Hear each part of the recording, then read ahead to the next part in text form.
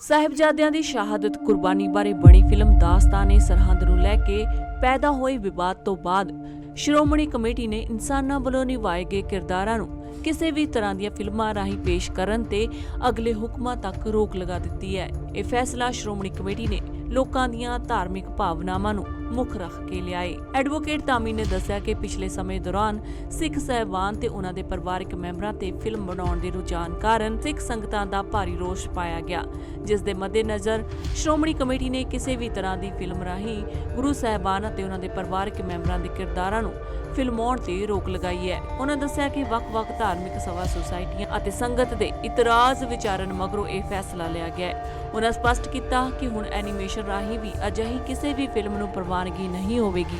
ਜ਼ਿਕਰਯੋਗ ਹੈ ਕਿ ਐਨੀਮੇਟਡ ਫਿਲਮ ਛੋਟੇ ਸਾਹਿਬਜ਼ਾਦਿਆਂ ਦੀ ਕਾਮਯਾਬੀ ਮਗਰੋਂ ਅਜਿਹੀਆਂ ਐਨੀਮੇਟਡ ਫਿਲਮਾਂ ਬਣਾਉਣ ਦਾ ਰੁਝਾਨ ਸ਼ੁਰੂ ਹੋਇਆ ਸੀ, ਪਰ ਹੁਣ ਦਾਸਤਾਨ-ਏ-ਸਰਹੰਦ ਫਿਲਮ ਦਾ ਭਾਰੀ ਵਿਰੋਧ ਹੋਇਆ, ਜਿਸ ਕਾਰਨ ਇਹ ਫਿਲਮ ਰਿਲੀਜ਼ ਨਹੀਂ ਹੋ ਸਕੀ। ਬਹਰਹਾਲ ਧਰਮ ਦੇ ਉੱਤੇ ਫਿਲਮਾਂ ਬਣਾਉਣੀਆਂ ਅਤੇ ਲੋਕਾਂ ਨੂੰ ਆਪਣੇ ਇਤਿਹਾਸ ਬਾਰੇ ਜਾਣੂ ਕਰਵਾਉਣਾ, ਆਪਣੀਆਂ ਸ਼ਹਾਦਤਾਂ ਬਾਰੇ ਜਾਣੂ ਕਰਵਾਉਣਾ ਕੋਈ ਮਾੜੀ ਗੱਲ ਨਹੀਂ ਹੈ, ਪਰ ਜੇਕਰ ਲੋਕਾਂ ਦੀਆਂ ਕਿਸੇ ਵੀ ਤਰ੍ਹਾਂ ਦੀਆਂ ਇਨਸਾਨਾਂ ਵੱਲੋਂ ਨਿਭਾਏ ਕਿਰਦਾਰਾਂ ਦੇ ਨਾਲ ਉਹਨਾਂ ਦੀ ਭਾਵਨਾ ਨੂੰ ਠੇਸ ਪਹੁੰਚਦੀ ਹੈ ਤਾਂ ਇਸ ਬਾਰੇ ਵਿਚਾਰ ਕੀਤਾ ਜਾ ਸਕਦਾ ਹੈ। ਪਰ ਐਨੀਮੇਸ਼ਨ ਦੇ ਜ਼ਰੀਏ ਬੱਚਿਆਂ ਨੂੰ ਆਪਣੇ ਧਰਮ ਅਤੇ ਆਪਣੇ ਇਤਿਹਾਸ ਬਾਰੇ ਜਾਣੂ ਕਰਵਾਉਣਾ ਕੋਈ ਮਾੜੀ ਗੱਲ ਨਹੀਂ ਹੈ।